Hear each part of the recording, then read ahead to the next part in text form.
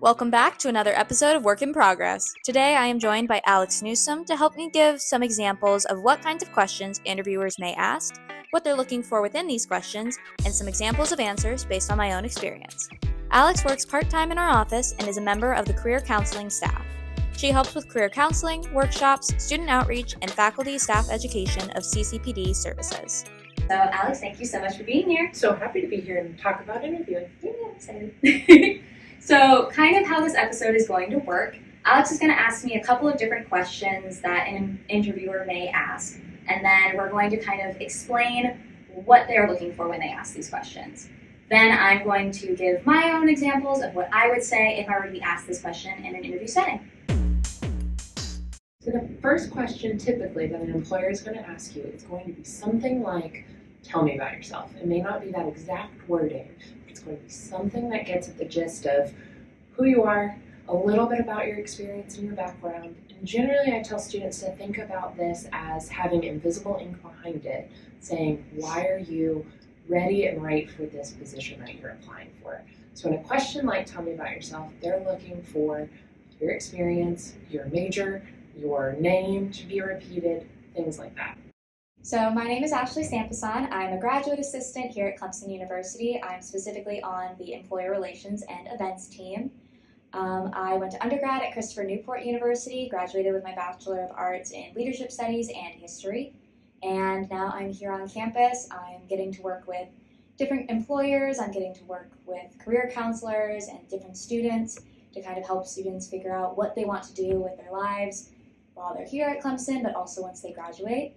And outside of my time here at Clemson, I love being at Orange Theory, I love to read, and I love getting to hang out with my friends and explore the area. How do you prioritize tasks and give an example of a time you did this? So with a question like this, they're really getting at past performance is going to be the best indicator of future performance. So think about giving details of the situation, telling them a little bit about the tasks that you specifically were working on, the action steps that you took, and then the result of how you got through meeting all of those deadlines. So I consider myself a very detail-oriented person. I am organized by my Google Calendar and a spreadsheet. They keep kind of my life in line. And when I was in undergrad, I was involved in a lot of different experiences on campus, so I had to really hold myself accountable for everything that I was kind of doing all at the same time.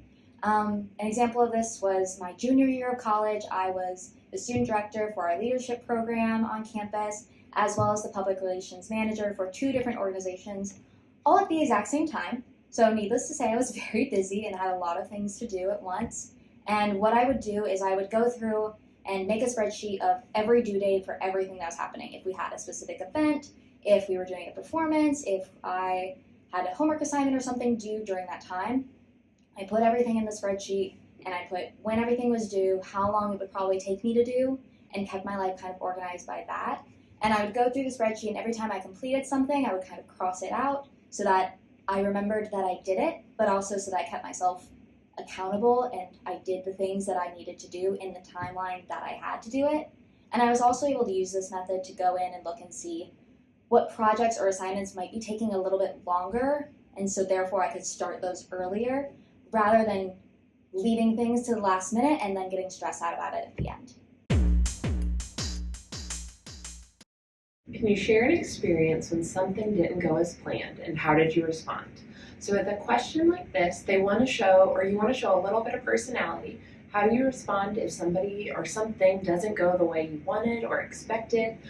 They want to know how you bounce back. How do you respond in that situation? Give them some detail as to what you did, what steps you took, and things like that. But a time that something didn't go as planned that I had to kind of work through was during my junior year in undergrad again.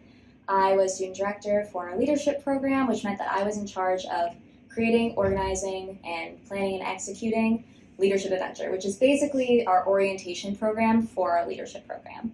During this time, we had orientation over the summer where all of our students would come in and do different activities to kind of learn about what they were doing in their leadership development early on to kind of get a taste for what they would see when they were a part of the program once they got on campus. Well, so one of the events we had was called Color Olympics. It was where we had a series of games where students would kind of put together their different leadership skills while communicating with other students, collaborating, doing all those kinds of things.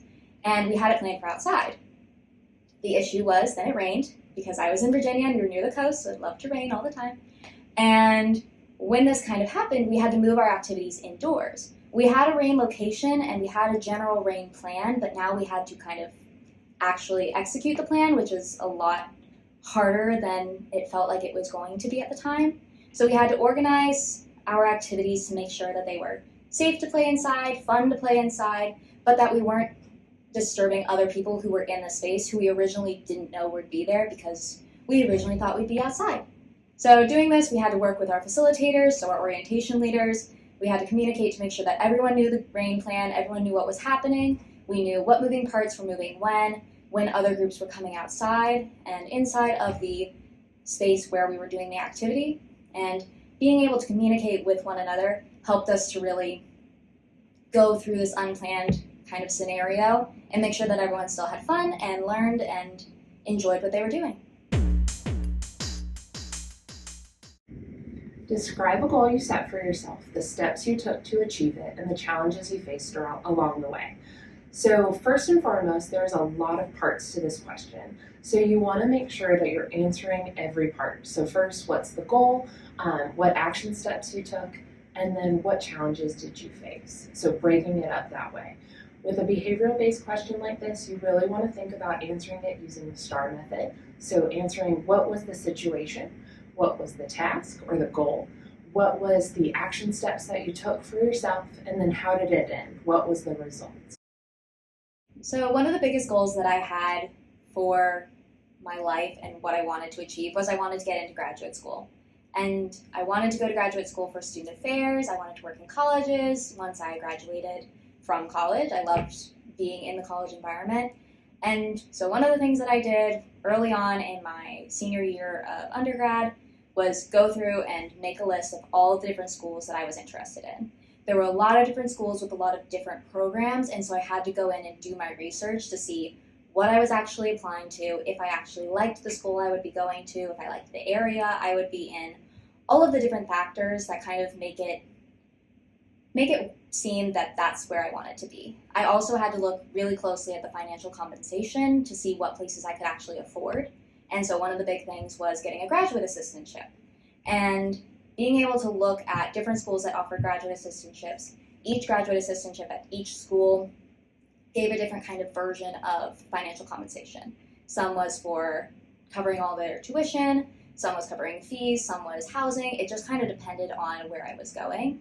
So I took the steps, did the research, made sure to keep a log of everything that I did.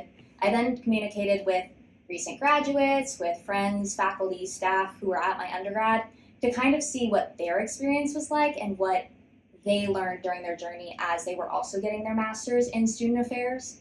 And I ended up coming to Clemson. I ended up getting my graduate assistantship here in the Career Center, and I wouldn't have been able to do that if I hadn't done my research to learn what school I wanted to go to and what financial compensation options were available here at Clemson. What do you consider your greatest strength and your greatest weakness? With a question like this, it's really great to think about what roles and what is important to the job that you're interviewing for. Be honest and tell what you think your greatest strength is and what's important to you and what you think you're bringing to the table, but also think about it in relation to that position description you just read. So think about what strengths would be important for that future employer to know about you. Also, I always encourage students, think not about what the weakness is, but think about where you're growing. So I encourage students to reframe it to say, what is my greatest area of growth?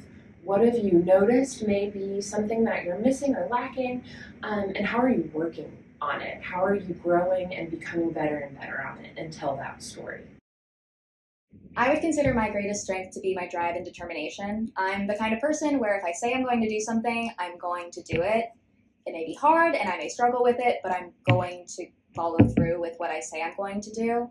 And I think my greatest area of growth would be my overthinking.